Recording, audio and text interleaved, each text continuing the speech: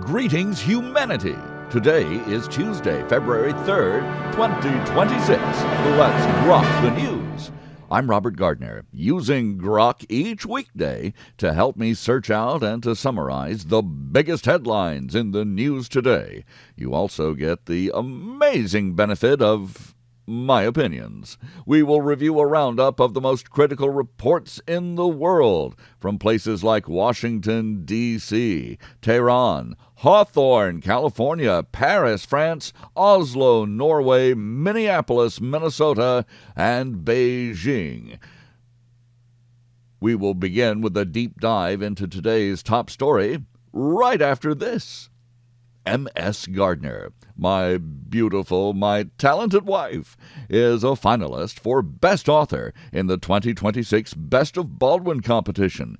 That's because of her novella, last year's Moon Meridian Prize winner from April Gloaming Publishing, Wolf's Bane, a dark, serious, modern take on an old fairy tale.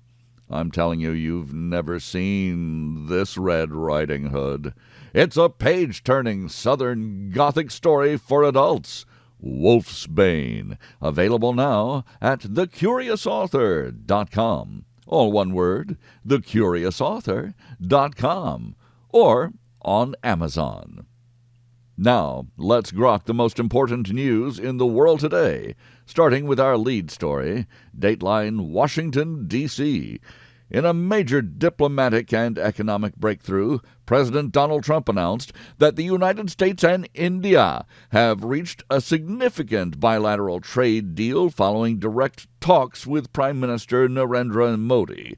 The agreement sees the U.S. slashing reciprocal tariffs on Indian goods from 25% to 18%, while waiving additional punitive duties previously imposed over India's purchases of Russian oil.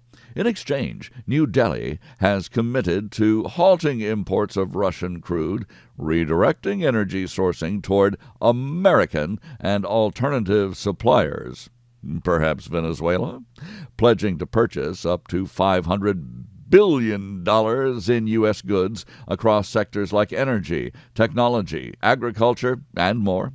Trump hailed the pact as a win for American workers and a strengthening of ties with a key strategic partner, while Modi emphasized the boost it provides to Made in India initiatives and mutual prosperity. That's how a deal is supposed to work.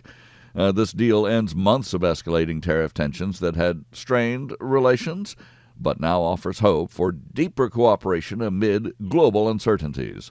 However, some analysts anxiously note lingering questions over implementation timelines, specific sector commitments, and the precise impact on India's diversified energy strategy. Even so, this reset could reshape Indo-Pacific trade dynamics and reduce reliance on adversarial suppliers. That means China. And now, we grok the headlines from around the globe. Dateline Washington, D.C., former President Bill Clinton and former Secretary of State Hillary Clinton have agreed to provide sworn depositions to the House Oversight Committee in its ongoing probe into Jeffrey Epstein connections, averting an imminent contempt of Congress vote. The move follows the release of millions of new Epstein-related documents and months of standoff over subpoenas. Congressional committee members expressed cautious optimism about finally obtaining their testimony. This observer will not get his hopes up that justice will be served against those two. Dateline Tehran. Iran's president has authorized negotiations with the United States for fair and equitable terms, potentially covering nuclear issues, even as a massive fire at a major Tehran market produces huge smoke clouds and fuels ongoing domestic protests, despite the brutal, ruthless, lethal regime crackdown.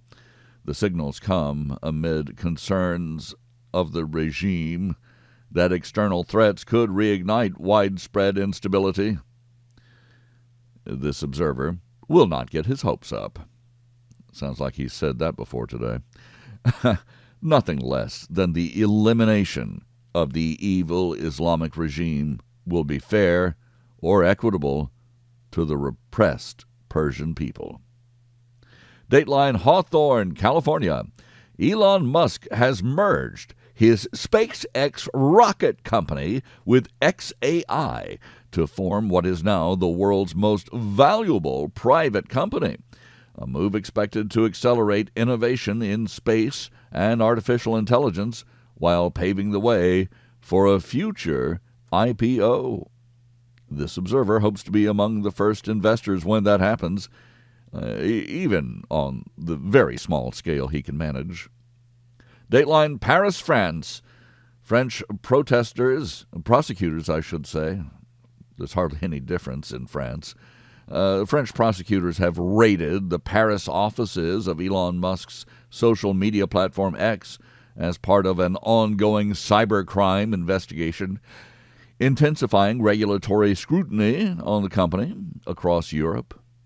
So much for liberté in France. Dateline Oslo, Norway. The rape trial has begun for the son of Norway's crown princess, who faces serious multiple charges, including rape and drug possession, creating a difficult and highly public moment for the Norwegian royal family. Have you seen the countenance of this young man? He looks like the cruel sort of fellow you would cast as a henchman of a James Bond villain. Ugh. Dateline, Washington, D.C. The partial U.S. government shutdown has entered its third day with no breakthrough in funding negotiations between Congress and the administration. That means between Democrats and Republicans. It continues to disrupt some federal operations and raises broader economic worries among the professionally worried. This observer wonders if you would have even known if I had said nothing. Dateline, Washington, D.C. President Trump has announced plans to sue Harvard University for $1 billion in damages, citing alleged misconduct tied to federal investigations into the institution's notorious policies. Dateline, Minneapolis.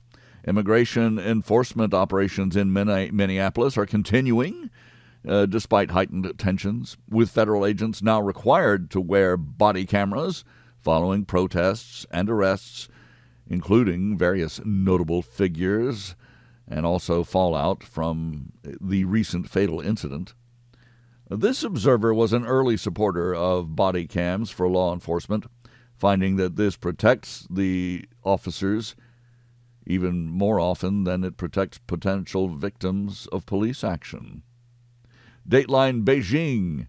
China has issued a nationwide ban on hidden or pop-out car door handles, citing safety risks, and becoming the first country to prohibit the feature, which is popularized by companies like Tesla, with the rule taking effect in 2027. This observer believes that China just hasn't figured out how to steal that technology. Dateline, Washington. Not really.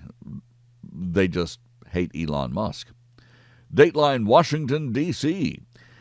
Kevin Warsh has become a central figure in heated economic policy discussions, with internal debates raging over his potential influence or his role at the Federal Reserve Bank.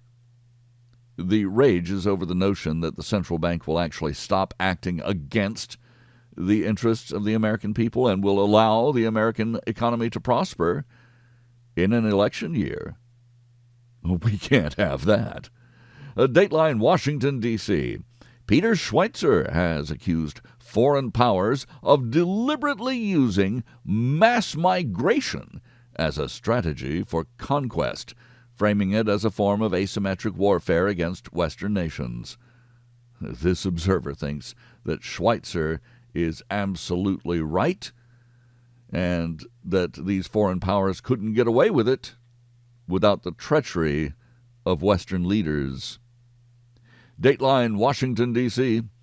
Democratic Representative Menefee has voiced strong support for completely abolishing ICE, calling for the agency to be dismantled entirely and rebuilt from the ground up. In theory, this observer wouldn't mind abolishing the entire federal government and rebuilding it, but let's not get carried away. The problem isn't ICE anyway. The problem is seditious Democrats attempting another electoral coup with a Congress built up with an illegal alien census count and fraudulent votes. ICE is just in the way.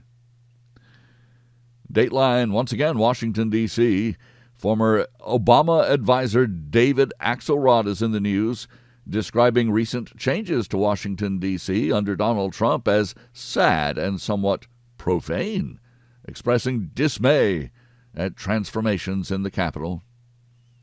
Democrats like Axelrod are dismayed at the shocking drop in the crime rate, the renovations, and the cleanliness of the nation's capital these days. It shows how profane their policies actually were.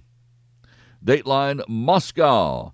Senior Russian official Dmitry Medvedev has stated that Russia does not want a global conflict, issuing the comment amid persistent international tensions. Dateline, Jakarta, Indonesia. The car exports of Indonesia have surged to a record high, even as domestic sales weaken, highlighting the sector's growing reliance on international markets. Dateline, Beijing.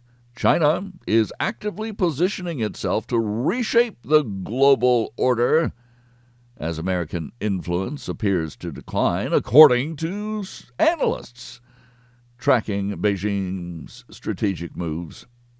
Well, this observer thinks that these analysts, like the leaders of Canada and the UK, actually want their Chinese masters to rule the world. Well, I thank you for listening. Please join me tomorrow to once again grok the news. I'm Robert Gardner. Godspeed and God bless.